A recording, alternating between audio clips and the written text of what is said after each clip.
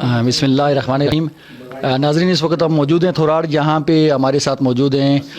آزاد کشمیر جامعیت علماء اسلام کے مرکزی رہنما سرپرست اعلیٰ اور اس وقت نو منتخب جو ہے وہ صدر پنچ ڈویژن مفتی عبدالخالق صاحب۔ مفتی عبدالخالق صاحب، اب یہاں پہلی منتخب ہونے کے بعد آپ یہاں پہلی مرتبہ تھوراڑ تشریف لائے اور جمعے کے جو اجتماع ہے اس سے بھی خطاب کیا۔ مفتی صاحب، آپ کو ایک نئی ذمہ داری ملی ہے، جامعیت علماء اسلام نے ایک بڑی ذمہ داری آپ کو سونپی ہے، کیا کہنا چاہیں گے اس موقع پہ آپ؟ میں اللہ کا شکر ادا کرتا ہوں کہ میں کوئی امیدوار نہیں تھا، لیکن جو ہمارے مرکزی رہنما ہیں انہوں نے متفقہ طور پر مجھے پونچھ ڈویژن کا امیر بلا مقابلہ منتخب کیا ہے۔ سب سے پہلے تو میں اپنے جمیعت کے تمام مرکزی اور دیگر رہنماؤں کا شکریہ ادا کرتا ہوں، اور پھر جو ہماری ذمہ داریاں تفویض کی گئی ہیں دستوری طور پر اور منشور کے اعتبار سے اس کو پورا کرنے کی کوشش کر رہے ہیں۔ اور آج اس ضمن میں مولانا عبدالرزاق صاحب کی دعوت پر میں یہاں تھوراڑ میں آیا ہوں۔ الحمدللہ کہ ان کی زیارت بھی ہوئی اور یہاں جمعے میں خود جو بیان بھی کیا ہے، اور اب آپ سے محو گفتگو ہوں۔ مفتی صاحب، اس وقت پاکستان کے اندر پی ڈی ایم کی حکومت ہے، جس میں مولانا فضل الرحمان صاحب کو ایک کلیدی کردار ادا کر رہے ہیں وہ، اور مہنگائی اس وقت اپنے جو ہے وہ حدوں کو چھو رہی ہے، ایک طوفان برپا ہے، اس حوالے کیا کہنا چاہیں گے آپ؟ محترم سامعین حضرات اور میرے گرد بیٹھے ہوئے سارے ساتھی، بہت بڑی میڈیا کو یہ غلط فہمی ہے کہ مولانا فضل الرحمان صاحب جمعیت علماء پاکستان کے سربراہ ہیں، امیر بھی ہیں، لیکن جمعیت علماء آزاد کشمیر کو پاکستان جمعیت علماء اسلام کا کوئی جز یا حصہ قرار دینا یا اس کی کسی بات کو ہمارے ذمہ لگانا یہ مناسب نہیں ہے۔ اس لیے کہ جمعیت علماء اسلام آزاد کشمیر یہ اس کی داغ بیل 1935-36 میں ڈالی گئی، جبکہ پاکستان جمعیت علماء اسلام کا تصور بھی نہیں تھا۔ پاکستان جمعیت علماء اسلام آزادی کے بعد معرض وجود میں آئی اور مختلف ادوار سے گزرتی ہوئی وہ مذہبی، سیاسی، معاشی، اقتصادی طور پر کام کرتی رہی ہے اور اب بھی کام کر رہی ہے۔ ہماری نظریاتی طور پر تو ان سے ہم آہنگی ہے، لیکن ہمارا مستقل سیٹ اپ ہے جب سے یہ جمعیت قائم ہوئی ہے۔ اس کے اپنے امیر، اس کے جنرل سیکرٹری اور پوری باڈی جو ہے وہ اپنے مستقل رہی ہے، اور آج بھی ہمارا جو دستور ہے، دستور جمعیت علماء اسلام، جس میں میں بھی ایک اس کا رکن ہوں، وہ تدوین کے مرحلے سے گزر رہا ہے، اور یہ جمعیت مستقل ہے۔ ہمارا پاکستان کی مہنگائی سے کہ وہ مہنگائی کس وجہ سے ہوئی یا کس نے کی، اور فضل الرحمان صاحب اس کے ضامن ہیں، اس بارے میں ہمارا کوئی نہ پالیسی بیان ہے اور نہ ہی ہم اس میں شریک کار ہیں۔ مولانا صاحب، پچھلے عرصے میں مولانا فضل الرحمان صاحب ایک قومی کانفرنس میں یہاں راولاکوٹ تشریف لائے۔ انہوں نے بڑے واشکاف الفاظ میں کہا کہ کشمیر کو تقسیم کرنے کی پورا پلان تیار کیا گیا ہے، اور اس حوالے سے انہوں نے لوگوں کو جو ہے وہ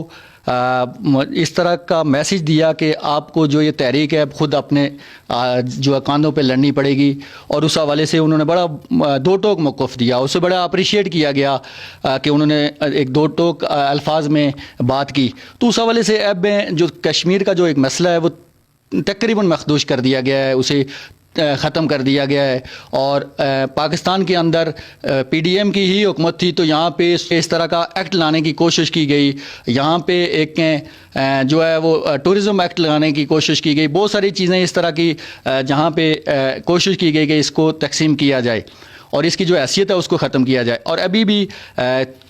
چند دنوں کی بات ہے کہ آزاد کشمیر اسمبلی کے اندر ایک قرارداد جو ہے رات کے اندھیرے میں پاس کی گئی، جس میں جو 13ویں آئینی ترمیم تھی اس کو ختم کر دیا گیا ہے۔ تو اس کے حوالے سے بحیثیت جماعت آپ کا کیا جو ہے وہ یہاں پہ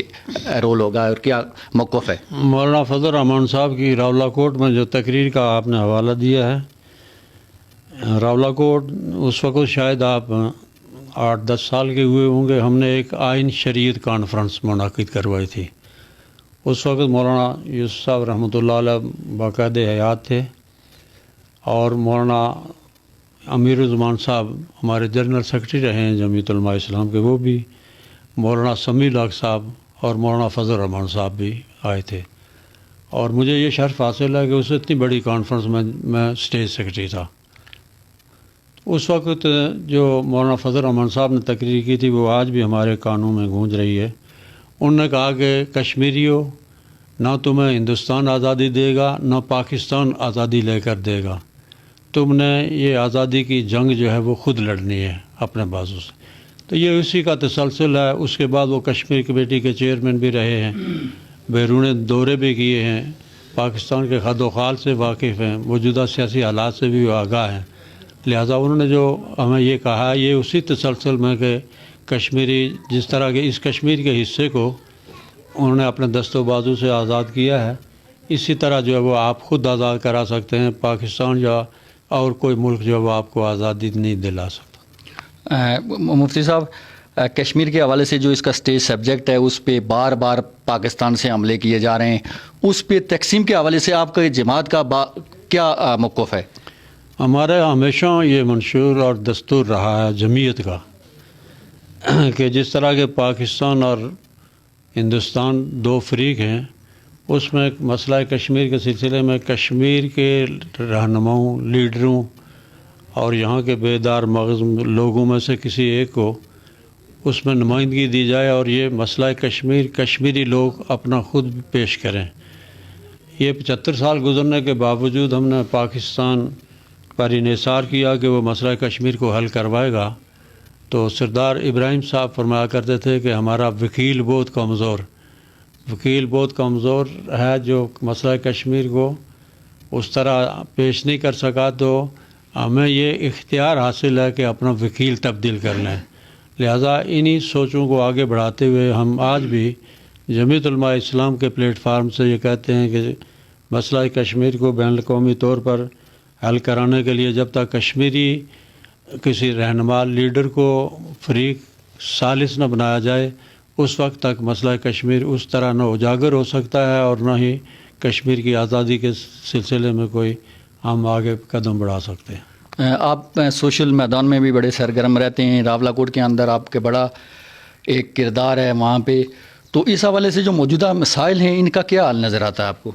مسائل سے آپ کی کیا مراد ہے؟ اس وقت جو مہنگائی ہے، بہت ساری چیزیں جو اس وقت عوام مشکلات میں ہے، اس حوالے سے۔ مہنگائی کے سلسلے میں چونکہ کشمیر کی جو تعمیر و ترقی ہے یہ تو ہن و کرہن پاکستان کے محرون منت ہے، اور پاکستان میں ہمیشہ اقتدار کی جنگ رہی ہے، اور ابھی بھی جو پاکستان میں اقتدار پہ لوگ ہیں یا اپوزیشن میں، آپ نے ان کے نعرے یہی دیکھے ہوں گے، جی الیکشن ہو۔ اور میں علماء کی موجودگی میں اور اپنے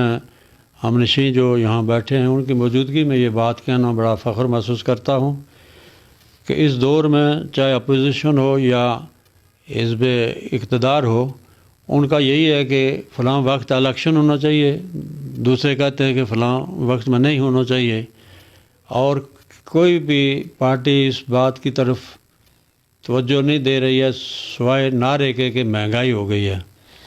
حالانکہ اصل مسئلہ ریاست پاکستان جو کلمے کی بنیاد پر، لا الہ الا اللہ محمد رسول اللہ کی بنیاد پر معرض وجود میں آئی تھی، آپ دیکھتے ہیں کہ کل کے جو اخبارات ہیں اس میں آئی ایم ایف نے دباؤ ڈالا، تو بجائے اس کے کہ اس اسلامی ریاست میں سود کو مٹا دیا جاتا، اور 2-3 بار شریعت کورٹ نے اور اسی طرح اسلامی نظریاتی کونسل نے اپنی سفارشات پیش کی ہیں کہ سود کو ختم کیا جائے، اور حکومت نے وعدہ بھی کیا تھا ایک دفعہ 9 سال کا، ابھی 4 سال کا۔ اس کے باوجود سود کے نظام کو ختم کرنے کے بجائے آئی ایم ایف کے دباؤ کے تحت کل پرسوں کے اخبار میں تھا کہ ایک درجہ اور جو ہے وہ سود بڑھا دیا گیا ہے، اور 20% کر دیا گیا ہے، بڑھا دیا گیا ہے۔ اور جب سود کو بڑھایا جائے تو پھر دیکھنا یہ ہے کہ میری اور آپ کی بات یا میڈیا کی بات یا لیڈروں کی بات کو ماننا پڑے گا یا قرآن پاک کو دیکھنا پڑے گا۔ تو قرآن پاک تو واضح الفاظ میں یہ کہتا ہے کہ یمحق اللہ الربا ویربی الصدقات، اللہ تعالیٰ سود کو مٹاتا ہے اور صدقات کو بڑھاتا ہے. اور سود خور کے سلسلے میں اور بھی بہت ساری وعیدیں ہیں قرآن میں، حدیث میں. تو جب ہم سود کو بڑھا رہے ہیں، جب اللہ کہتا ہے اس کو گھٹاؤ یا بالکل ہی ختم کر لو، یہ حرام ہے سود. تو جب سودی کاروبار چل رہا ہو، زنا کے اڈے جو قائم ہوں، رشوت ستانی ہو، قتل عام ہو، اور مصنوعی غربت اور مصنوعی مہنگائی، میں یہ لفظ دوبارہ استعمال کرتا ہوں کہ یہ جو جاگیردار اور سرمایہ دار پاکستان میں فیکٹریوں کے مالک ہیں، انہوں نے جو چیزیں ہیں خرید و فروخت کی، وہ چاہے آٹا ہو، گندم ہو، چینی ہو، جو بھی چیزیں ہیں، ان کو انہوں نے بند کر دیا گیا، جس کو ہم ارتکاز کہتے ہیں، جو انتہائی ناجائز اور غیر اسلامی فعل ہے، اور وہ غریبوں تک پہنچ نہیں پاتے. یہ نہیں ہے کہ آج جو مہنگائی اس لیے ہے کہ اشیاء خرد و نوش نہیں موجود، بلکہ وہ سرمایہ داروں نے اس پہ ایک بندش ڈال دی ہے اور غریب تک وہ چیز نہیں پہنچ رہی. اس لیے مہنگائی ان کی خود تیار کردہ چیز ہے، اور یہ مجبور کر کے لوگوں پر حکمرانی کرنے کے سلسلے میں اقتدار کے نشے میں کرسی اقتدار پر آنا چاہتے ہیں، وہ چاہے اپوزیشن ہو یا موجودہ گورنمنٹ ہو. ان کا یہی ایک ہی ماٹو ہے کہ جناب انتخاب ہونے چاہیے، اور جو ہم جو ہے وہ اقتدار میں آئیں گے تو وہ گورنمنٹ اچھی ہوگی. مفتی صاحب، آپ ایک اسکالر بھی ہیں اور جو حالات ہیں انہیں بڑی باریک بینی سے دیکھ رہے ہیں، تو اس حوالے سے دینی نقطہ نظر سے اس کا کوئی وظیفہ، کوئی حل عوام کس طرح سے اس سے نجات حاصل کر سکتی ہے؟ اصل میں ہم نے جو تاریخ کا مطالعہ کیا ہے، اور خصوصاً حضور اکرم صلی اللہ علیہ وسلم کی زندگی تو سراپا جو ہمارے لیے اسوہ حسنہ ہے، لیکن خلفائے راشدین کا دور ہے، جس میں حضرت عمر رضی اللہ تعالیٰ عنہ کا دور گزرا ہے، کہ جس نے پوری دنیا میں تقریباً حکمرانی کی، اور پابند لگے ہوئے تھے کپڑوں پر. انہوں نے کوئی وظیفے کے طور پر وظیفوں سے نہ ملک حاصل کیے اور نہ وظیفوں سے جو ہے لوگوں کو فتح کیا ہے. انہوں نے اپنے کردار اور عمل سے جو ہے وہ ملکوں کو فتح کیا. آپ کو معلوم ہے کہ جب فلسطین فتح ہوا تو حضرت عمر کے پاس ایک ہی گھوڑا تھا، جس پہ ایک ان کے ساتھ اور بھی تھا جو ان کی خدمت کے لیے تھا بندہ. تو وہ بیٹھتا تھا سواری پہ، اور کبھی ان کی باری ہوتی تھی. تو وہ عمر جب بیت المقدس کے قریب گئے تو لوگ جو دیکھ رہے تھے کہ مسلمانوں کا خلیفہ آ رہا ہے، ہم دیکھیں کتنا تمتراک ہوگا، اس کے ساتھ کتنی فوجیں ہوں گی، لوگ ہوں گے، گھوڑے ہوں گے. تو انہوں نے دیکھا کہ وہ آدمی جو آ رہا ہے وہ تو اس کی باری ہے کہ وہ نیچے چل رہا ہے، غلام جو ہے وہ سواری پہ ہے. تو انہوں نے اس آپ وقت ہاتھ کھڑے کر دیے تھے کہ ہم ایسے شخص سے مقابلہ نہیں کر سکتے. انہوں نے کسی وظیفے کے ذریعے سے نہیں، بلکہ اپنے عمل اور اپنے کردار سے لوگوں کے دلوں کو فتح کیا ہے. اور آج آپ اگر دیکھتے ہیں تو پوری جنریشن جو ہے اور سیاسی جو ہماری ٹیم ہے پاکستان کی، وہ ہر ایک دوسرے کو چور کہتا ہے، دوسرا پہلے کو چور کہتا ہے. ہم تو خاموش ہیں کہ کون چور ہے یا نہیں چور ہے، کیونکہ یہ وہ خود جانتے ہیں کہ کون چور ہے. اسی عمر کے آپ کہہ سکتے ہیں دور خلافت میں فلسطین جو ہے مسجد اقصی کو آزاد کرایا گیا، اور کل کی بات ہے کہ وہاں پہ نمازیوں کو اسرائیل نے بڑا پڑھنے سے روک دیا گیا اور بڑا تشدد کیا گیا ان پہ، اور پورے عالم اسلام پہ کہیں بھی کوئی اس طرح کی مذمتی یا احتجاج کی کوئی جو ہے وہ آواز سنائی نہیں دی. کیا وجہ ہے کہ کیا مسلمان اتنے بےحس ہو چکے ہیں؟ مسلمانوں کے اندر تو یہ جو جذبہ ایمانی تھا وہ تو یہود اور نصارہ نے پہلے ان کے جسموں سے، اور اس کے بعد اب ان کی پوری کوشش یہ ہے کہ ان کے روحوں سے بھی اسلام کو کھینچ کر باہر نکال دیا جائے. اور اس کی دلیل یہ ہے کہ ہم دیکھتے ہیں کہ آج جو ہمارا رہن سہن ہے، کلچر ہے، معاشرت ہے، معاشی نظام ہے یا کاروبار زندگی ہے، وہ سارا یہود اور نصارہ کے طریقے پر چلنے میں ہم اپنی کامیابی سمجھتے ہیں. آپ دیکھیں کہ جب یہودیوں نے ان کو یہ کہا کہ آپ جمعہ کی چھٹی نہ کریں، اتوار کو چھٹی کریں، اور جمعہ کی چھٹی بند ہو گئی. اگرچہ یہ کوئی فرض نہیں تھا، لیکن حضرت عمر کے دور میں جمعہ کو چھٹی تھی اور اس کی برکات ہے. اور چھٹی سے یہ مراد نہیں کہ پورا دن جو ہے وہ آپ معطل رہیں، وہ صرف نماز کے لیے چھٹی ہوتی ہے. انہوں نے یہودیوں کے کہنے پر ایک ایک چیز کو پاکستان سے مٹانے کی کوشش کی، اور اس میں تمام اب بھی کارروائیاں جاری ہیں کہ وہ یہودیوں کا تسلط جو ہے یہاں پر باقی رہے اور وہ خوش رہیں ہم سے۔ یہودیوں کو خوش کرنے کے لیے ان کا لباس، ان کا کھانا، ان کا پینا، ان کا طرز زندگی اختیار کیے ہوئے ہیں، جبکہ قرآن پاک جس پر ہمارا اٹل یقین ہے وہ کہتا ہے کہ لن ترضی عنک الیہود ولا النصارى حتی تتبع ملتہم قل ان ھدی اللہ ھو الھدی ولئن اتبعت اہواءہم بعد الذی جاءک من العلم ما لک من اللہ من ولی ولا نصیر۔ اس کا خلاصہ یہ ہے، حضور کو کہا گیا کہ یہود اور نصارہ کی آپ اتباع نہ کریں۔ اگر آپ یہود اور نصارہ کے کہنے پہ چلیں گے ایک لحظے کے لیے، ایک لمحے کے لیے، ایک منٹ کے لیے بھی، تو فرمایا آپ کا اے محمد صلی اللہ علیہ وسلم، جس کے لیے یہ پورا عالم جو ہے وہ سجایا گیا ہے، ما لک من اللہ من ولی ولا نصیر، اللہ کی طرف سے تمہارا نہ کوئی دوست ہوگا اور نہ مددگار ہوگا۔ جب یہ نبی کو کہا گیا کہ یہود اور نصارہ کے طریقے پہ چلنے والے لوگوں کو اللہ رب العزت کی نصرت حاصل نہیں ہوگی، تو میں اور آپ اور موجودہ دور کے مسلمان ان کو نصرت خداوندی کیسے حاصل ہو سکتی ہے، جبکہ یہ یہود اور نصارہ کو اپنے دل و دماغ کا ایک جو ہے وہ بادشاہ بنا کر اس پر چلنے کے لیے آپ مسلط کر چکے ہیں۔ آخر میں کوئی نوجوان نسل کے لیے کوئی پیغام؟ علامہ اقبال ایک بہت بڑے فلاسفر گزرے ہیں، اور دیگر لوگ بھی، جتنے لوگ دنیا میں گزرے ہیں اور خود پیغمبر نے بھی یہ ہمیں تعلیم دی ہے کہ قوموں کی تبدیلی اور امت مسلمہ کی تبدیلی خصوصاً یہ قرآنی تعلیمات اور حضور اکرم صلی اللہ علیہ وسلم کے اسوہ پر سے ہی ہو سکتی ہے۔ قرآن پاک ایک ایسا صحیفہ آسمانی ہے کہ جس نے دنیا کی زندگی کے حالات بدل دیے۔ آج بھی اگر ہماری نوجوان نسل قرآن پاک کی تعلیمات وہی حریت فکر لے کر اٹھیں تو یہ کفار ان کے سامنے کھڑے نہیں ہو سکتے، لیکن اگر یہ قرآن پاک کی تعلیم اسکولوں میں، کالجوں میں وہاں سے مٹا دی جائے اور کالج اور یونیورسٹیوں میں دیگر یہود اور نصارہ کے نصاب کو داخل کر دیا جائے، اور اسلامی تعلیمات جس میں خلفائے راشدین کو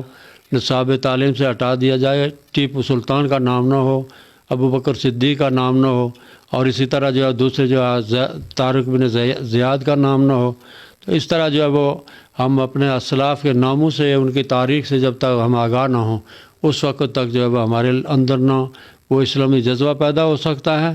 اور نہ کفار ہم سے جو ہے وہ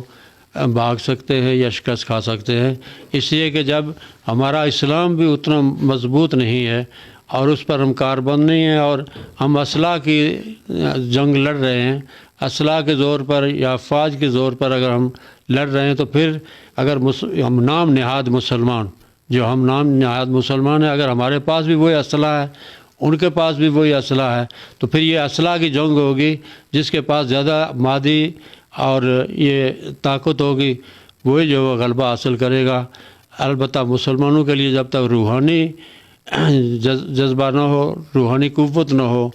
اور روحانی قوت قرآن پاک کی تعلیمات سے آتی ہے، اگر یہ آج بھی نعرہ تکبیر اللہ اکبر لے کر قرآنی تعلیمات اور جذبہ جہاد سے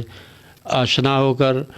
سفارا ہوں، تو آج بھی کفار جو ہے وہ شکست کھا سکتے ہیں۔ کفر ایک لمحے کے لیے بھی قرآن پاک کی تعلیمات اور اسلامی تعلیمات سے ہٹ کر ان کا مقابلہ نہیں کر سکتا۔ بہت شکریہ مفتی عبدالخالق صاحب، ہمارے ساتھ موجود تھے، اپنے قیمتی خیالات کا اظہار کر رہے تھے۔ اللہ رب العزت ہمیں اب ان کہے ہوئے الفاظ پہ عمل کرنے کی توفیق عطا فرمائے۔ اسی کے ساتھ آبش فائد کو اجازت دیجیے۔ اللہ حافظ۔